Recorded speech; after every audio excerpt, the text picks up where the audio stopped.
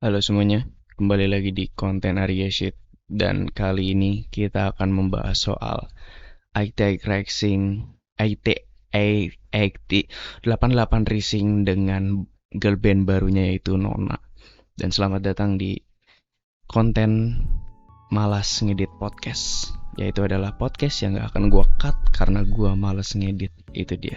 Jadi podcast ini nggak akan ada referensi. Kalau kalian mau tahu referensinya, coba cari tahu sendiri. Jangan malas. Itu dia. Oke, kali ini gue mau ngomongin soal IT Racing yang sekarang baru aja mengeluarkan girl band yang bernama Nona. Gue tuh sebenarnya juga pengen diskusi juga ya ke kalian gitu. Pengen diskusi dengan para penonton apa namanya, karena seperti kita tahu IT Racing ini gue dulu taunya tuh dia ya satu pasti dari Rich Brian dan Joji dulu. Ketika itu ya gue tahu IT Racing ya ketika si Rich Brian dan Joji masuk ke sana dan nama labelnya jadi gede banget, sangat-sangat gede banget khususnya di Indonesia gitu dan mungkin di Asia gitu. Akhirnya dari Rich Brian dan Joji masuk ke sana tuh nama IT Racing jadi gede dan gua jadi nge-look up beberapa artisnya gitu. Kayak dulu gua tahu Haiger Brothers, terus juga Nicky masuk, terus Warren Hugh masuk.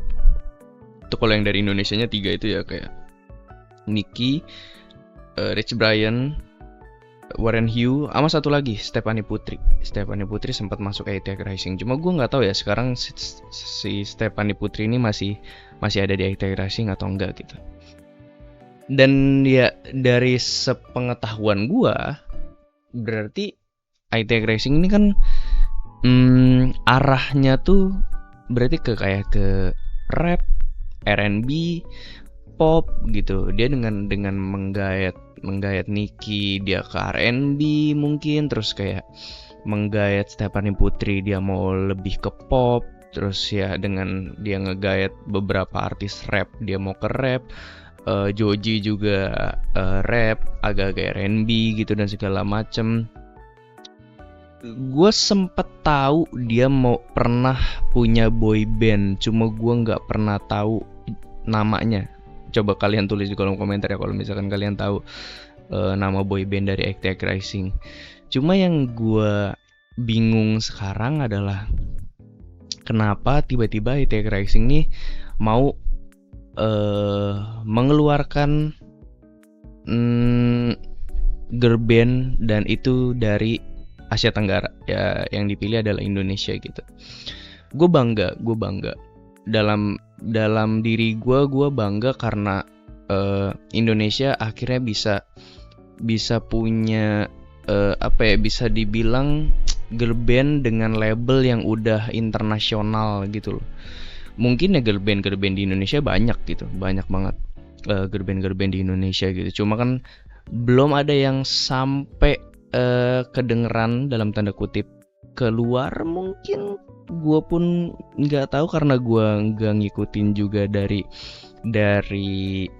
perkembangan girl band di Indonesia. Coba kalian kasih tahu gue ya kalau misalkan emang ada, ternyata kayak oh bang ada bang si girl band ini udah go internasional bang dan segala macam. Cuma setahu gue belum ada gitu, setahu gue belum ada. Jadinya ketika si Nona ini didebut oleh IT Racing, gue cukup oke. Rambut gue kenapa sih? Gue cukup bangga kayak akhirnya mungkin dari South Asia gitulah, kayak dari Asia Tenggara itu akhirnya punya girl band yang mungkin kedengeran sampai keluar gitu. Karena kan IT Rising cukup besar juga di US gitu. Dari lagu-lagunya Nicki juga gede di sana, Rich Brian gede di sana, Joji apalagi gitu. Joji emang besar sekali di US gitu. Makanya pengaruh IT Rising sebenarnya cukup besar dalam industri musik Asia gitu, bisa gue bilang gitu. Tepat lebih spesifiknya di Indonesia gitu. Karena ada IT Rising tuh jadi mungkin bisa dibilang mimpi beberapa artis di Indonesia tuh pengen masuk sana gitu. Karena ya ibaratnya kalau lu mau kedengeran sama sama orang-orang US, sama artis-artis US, ya minimal lu masuk IT Rising gitu, biar lu bakal dipublish di sana gitu, lu publish di sana. Walaupun ya gue salut sama salah satu band di Indo, band R&B yang namanya Galdiv. Gue pun kayak baru discover mereka, dan apa namanya, pas gue cari tahu ternyata itu Osvaldo Rio yang selama ini gue follow. Gue nggak pernah denger, mungkin nggak pernah lewat juga di timeline gue kalau dia bikin band Galdiv gitu. Osvaldo Rio sama siapa ya satu lagi gue lupa si ceweknya gitu.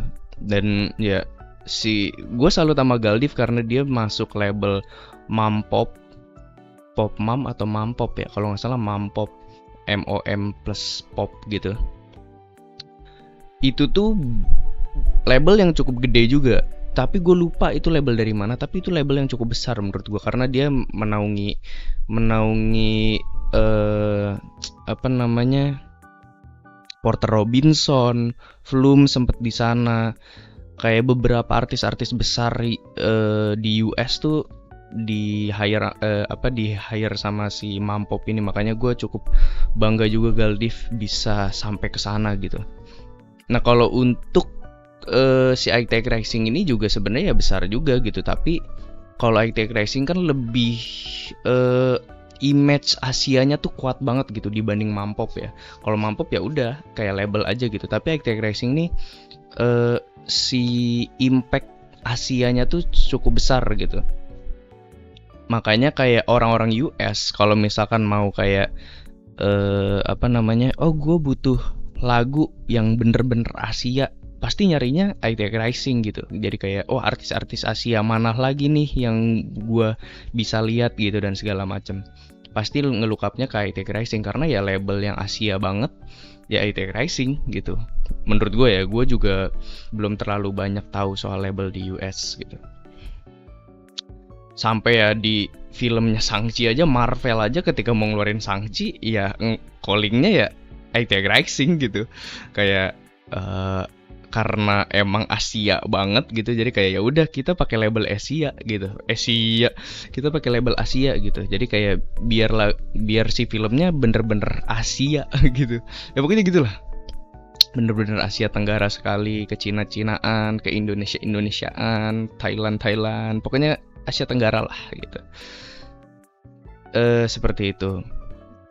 Makanya gue cukup bangga gitu, Cuma gue agak mungkin mempertanyakannya kayak kenapa dia nge-hire-nya girl band gitu. Dia kenapa pengen bikin girl band dan dari Indonesia, itu sih pertanyaan gue. Satu yang gue tahu dulu, gue sempet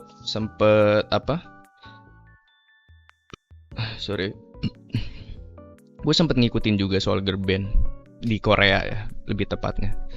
Dan gue tahu kayak beberapa industri labelnya Korea itu kenapa bisa dibilang jarang banget mengeluarkan girl band ketimbang boy band. Satu karena fansnya. Katanya kalau misalkan girl band fansnya tuh ya bisa dibilang mungkin kebanyakan cowok, tapi persenannya tuh nggak beda jauh.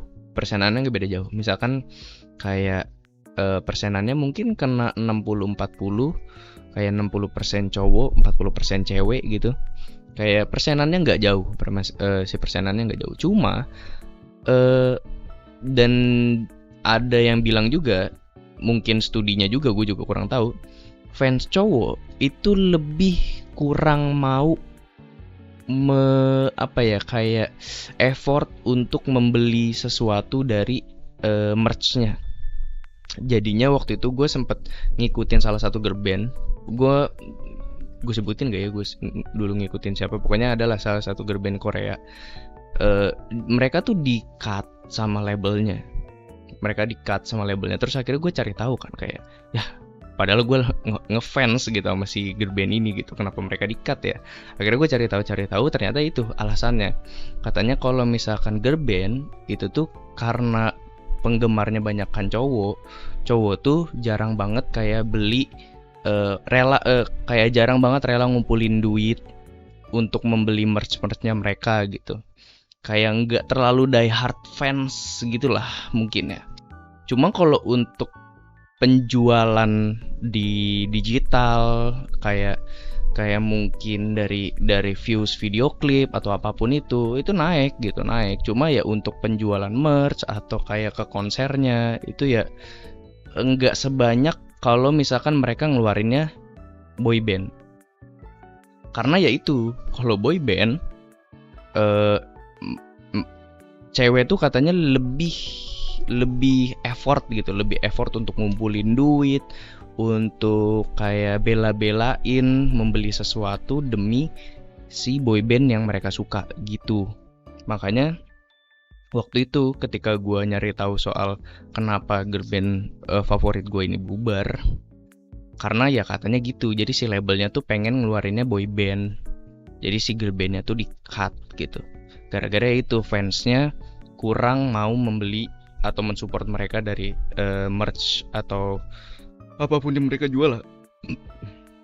Jadi seperti itu, makanya si labelnya tuh maunya ngerilisnya tuh boy band. Makanya gue juga aneh kenapa I-Take Racing nih dari waktu dulu dia punya boy band. Setahu gue dia punya boy band ya. Coba kalian kasih tahu gue kayak mereka beneran punya boy band atau enggak, gue lupa. Dari mereka mungkin punya boy band, dan sekarang kenapa mereka memilih girl band yang dimana yang tadi gue sebutkan gitu, girl band tuh untuk segi penjualan merch atau kayak dari fans yang nge-support si girl band tersebut tuh agak kurang gitu loh, agak kurang peminatnya dibanding boy band gitu. Makanya gue agak-agak melihat yang dilakukan sama I-Take Racing ini cukup riskan menurut gue. Cukup sangat-sangat beresiko gitu. Mungkin I-Take Racing pengen bikin the next Blackpink, tapi ya dari Indonesia gitu. Ya itulah si Nona ini. Mudah-mudahan, gue sih berdoanya mereka bener-bener besar gitu. Mereka bener-bener jadi besar, karena menurut gue dari beberapa singlenya, gue suka singlenya yang baru tuh yang Suspicious atau Suspicious, pokoknya itulah, gue lupa. Cuma gue kurang suka yang Shoot, yang single pertamanya. Cuma gue suka yang single keduanya ini, yang Suspicious, apalah gue lupa. Pokoknya itu. Jadi menurut gue ya, gue harap ini jadi gede. Gue harap si girl band ini bisa mendunia. Ya, yang bangga kan kita juga ya, yang akan bangga ya Indonesia juga gitu. Makanya gue tetap akan nge-support gitu. Cuma ya itu sih yang gue bingungkan gitu. Padahal kalau misalkan I-Take Racing mau mengambil beberapa artis Indonesia, banyak banget gitu. Kayak Mampop ngambil Galdiv gitu. Atau mungkin kenapa nggak I-Take Racing ngambil White Chorus? Menurut gue White Chorus bisa survive di US. Gue yakin 100% White Chorus bisa survive di US kalau mereka ngambil White Chorus gitu menurut gue. Tapi ya sekarang I-Take Racing mau bikin girl band, dan gue support girl bandnya. Jadi ya mudah-mudahan beneran jadi besar. Dan seperti itulah tanggapan gue soal I-Take Racing membuat girl band. Menurut kalian gimana? Tulis di kolom komentar. Apakah kalian sudah dengar lagu-lagunya dari si Nona ini, atau kalian bahkan udah nge-follow Nonanya atau beberapa semua personilnya? Kalau gue sih enggak ya. Kalau gue sih bukan enggak, mungkin belum gitu, mungkin belum. Apa namanya? Mungkin kalian juga udah sampai punya bias gitu, udah punya sampai bias di sana kayak oh ini idol gue si ini, idol gue si ini gitu. Mungkin kayak coba tulis di kolom komentar, gue penasaran gitu. Oke, segitu aja mungkin dari gue. Sampai jumpa di konten Ariasya selanjutnya, dan sampai jumpa di konten Males Ngedit Podcast selanjutnya. See you guys. Joji kemana ya?